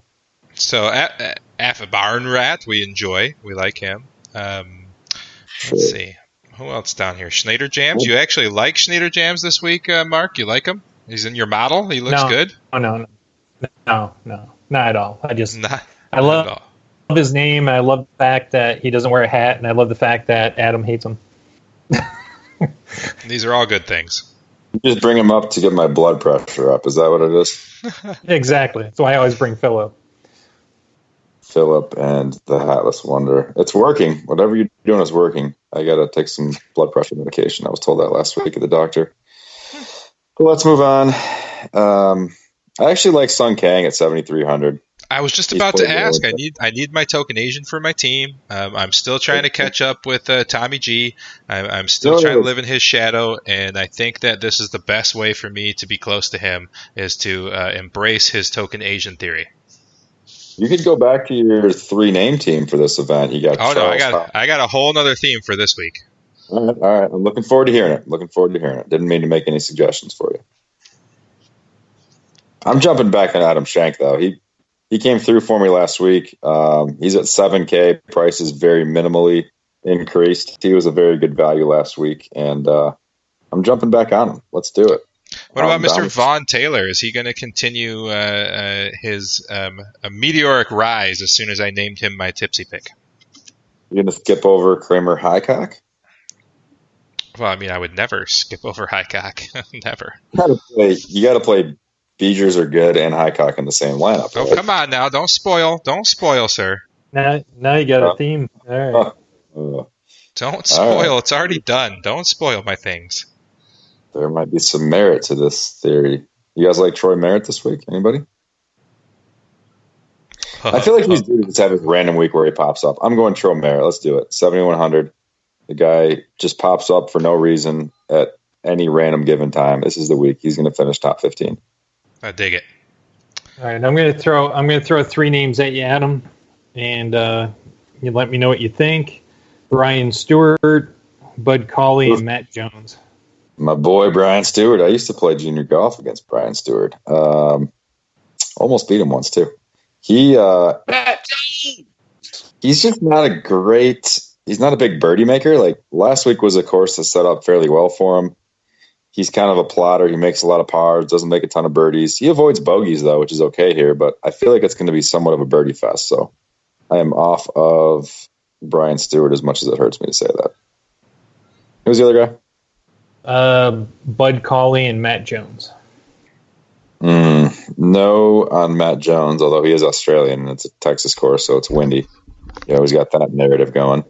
Yeah, I don't mind Bud Cauley. I've been talking about him for a while. His numbers don't look great, but I like the way his game's trending overall. He's actually number 1 in the field, strokes gained around the green in the last 24 rounds for what it's worth, and like 8th in DK points. So, yeah, let's jump on some Bud at 7,400. He's due to pop. Might be a Texas guy. I don't remember, but we'll play him. All right. Let's go, Bud. All right. Any more 7K plays before we get so deep? Not Luke Donald. That's all I got for you. Not Luke Donald. I like that. Well, let's see. How did Chris, you are killing it, man. Your lineups are. Yeah, Chris shared it. It's not good, buddy. It's not good. I have a lot of Dodgers. All right, so we're hoping for a 14 run, like 12 inning show out of the Dodgers tonight. Yo, if you flip your phone upside down, I'm killing it. You're killing it. All right, can we just get the elephant out of the room here and explain to me why I shouldn't go bet 10K on Tony Romo? I just had one quick question for Chris. Does $0 look any different upside down? Is that what I was missing there? No, all the lineups would be on the right side. That's the thing. You want them right side, not the left side. But hey, I will take a picture of that tomorrow morning when it looks the exact same, and show you guys this. Perfect. I like it. Well, back to Tony Romo, please, because I'm thinking about dropping 10K in Vegas on him, like in the next 10 to 15 minutes. I have a hard time believing that, considering you play the max $3 lineups, and you're not, in the Thunderdome. Well, that's just because, I don't put money on until I absolutely for certain know I've got the winner. Which, as we saw last week with Rory, is always easy to predict. That's right. So what you're saying here by your completely lack of emotion or entertaining me is that Tony Romo shouldn't even be in the field. You could put $10 on him and probably get the 10K back, so that's probably the better way to go. Well, that's probably true. No, he shouldn't be in the field based on talent level, but it's a sponsor's exemption, and they're trying to get butts in the seats and eyes on the television, so I get it. It may do that a little bit. He's got a lot of fans in Texas. Well, his DraftKings point per game sits at a hefty 7. So. I think you're better off betting him to make the cut. I think he's more likely to make the cut than win. I don't think maybe. He'll do either. I think if he makes the cut, he's going to win. This is what I'm saying. Oh, my God. Can we just move on to more valuable conversation? Your logic makes sense. Hey, look, a more relevant conversation. We're going to talk about guys under 7K. Let's talk about guys under 7K. Let's talk about, some. What was Max Homa's price last week? Tell me that. What was Max Homa's price? Man, Ken Crane, Ernie Els, these guys, they have no win equity. Tell that to Max Homa and his changed life. Yeah, he did win $1.3 million. Congratulations, Max. Honestly, just looking through here, so I ran a few numbers on my normal number running, and a guy who popped up for a little bit of value here, and I don't really know why, Julian A. Tulane. Because he has 3 names? Well, no, it's just one name. It's just very, very Cajun sounding. Cajun sounding. I don't like Etouffee, Tulane. Pretty close, right? Julian Atulian. We've talked about him before. I don't remember why. Probably because he has a funny name. But I like the guy right above him at 6,800, Roberto Castro. Mm-hmm. He usually plays pretty well in Texas. I would take some Castro over most of these guys down here. That might be my tipsy pick. We'll have to see. Mm-hmm. What about Chris Stroud? He has 3 top 10s this year, but he's also missed more than 50% of the cuts. I'm more willing to take that kind of guy than a guy who's made most of the cuts and never finishes top 50. Mm-hmm. I want to know what Mark's model says about these guys. Mark's model is just fantastic for the under 7K crowd. I actually do pretty good for the under 7K crowd. I am being 100% serious. I joke a lot, but I am serious. I want to know at least 10 names so I can pick out the one that wins. What about wins and places? I would tell you the highest ranked under 7K player in my model is currently Jim Nance. He had a good week last week. He surprised the crap out of me, that's for sure. Yeah, Bags he's got a really good birdie percentage right now. So I mean, we're talking about it being a birdie tournament. In my mind, that puts him right at the top of that 6K range. Yeah, for sure. I mean, being able to make birdies and score, even if you don't finish, high up as far as on the leaderboard, that's pretty important out of these guys down here. Who else we got? What do you think of Tom Lovelady? That might fit into Danger's little theme he's building there. Yes, it would. We talked about Lovelady last week. We talked about how there's a major league reliever named Lovelady, and they both equally suck. The reliever's terrible. The golfer's terrible. It's a terrible last name, and if it was mine, I would change it. Sorry if anybody named Lovelady is listening. I don't think that there is, but if you know anybody that you're fond of that's named Lovelady, well, tell them to change their name. They probably suck at their profession. I think that's prime advice. All right, you got anybody you want to talk about down here, or are we ready to get to picking? One more question for Adam here. So, how about Aaron Baddeley? He rings pretty high, but he's really bad on tee to green. But I'm thinking wide fairways, big greens, they might counteract that a little bit. Yeah, real quick. Giants Rockies was delayed and postponed. It's they're not going to play. Yeah, I took all the guys out. They what's his name on Twitter there, Kevin Roth predicted that about half an hour ago, so I definitely took those guys out of there. Okay, back to normal. Let's go. Thank you, though. Sorry. Very kind. I did ask you to keep me informed. Sorry, guys. Go ahead. What? I'm sorry, Adam. What were you going to say about Baddeley? Yeah, enough of this baseball talk. No, I don't mind Baddeley. I think he's got a pretty high percentage, high likelihood of making the cut. I don't necessarily think he's got a ton of upside. He's not a great par 5 scorer, but I could definitely see him making the cut and making a little bit of noise on the weekend for sure. Do not mind him at all as a value play. A couple more 6K guys. I do like, where the hell did he go? Oh, Alex Peru at 6,900. His numbers off the tee look very good. Aaron Wise is always a great guy as far as strokes gained off the tee. He won here last year. Well, the correlation I got, but I'm jumping on him for fun. Peter Uline is a Texas dude from college. He's got a lot of talent, makes a lot of birdies. He's 6,800. It's one of those guys I can never quit. And I think this is a course that sets up well for him, so I'm going to stay on him because I have fear of missing out. That's about the only reason for me. But give it to me. I don't care. And also, that's about it. I don't mind Jim Nouse at 6,600, and then we talked about Baddeley a little bit. All right, we ready to make the picks, guys? The bell has gone off. Of course, you can't hear it because only I can hear the sound effects. But the bell has gone off. It means it's time to make our picks. Only you can hear the voices in your head. That's right. It's a true story. That's absolutely true. So I will take the first person to say me will get to go first. Me.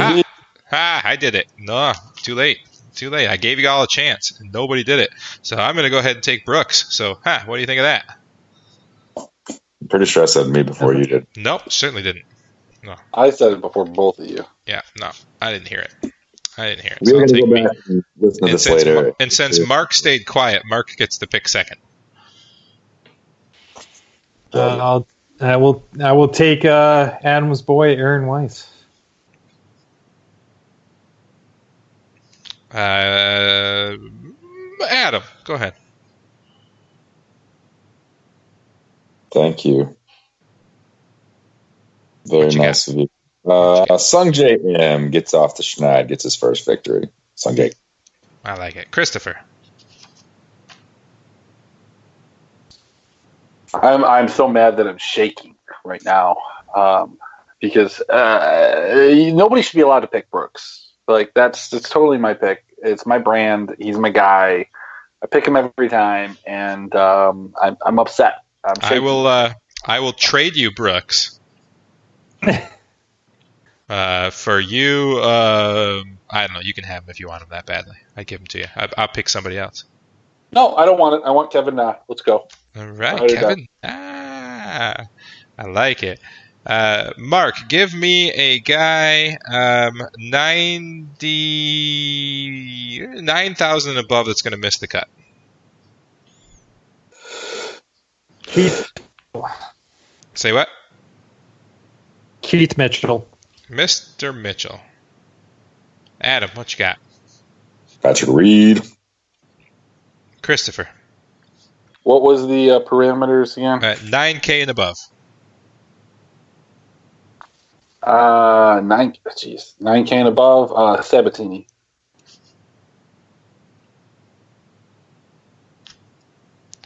I will take Jordan Spieth.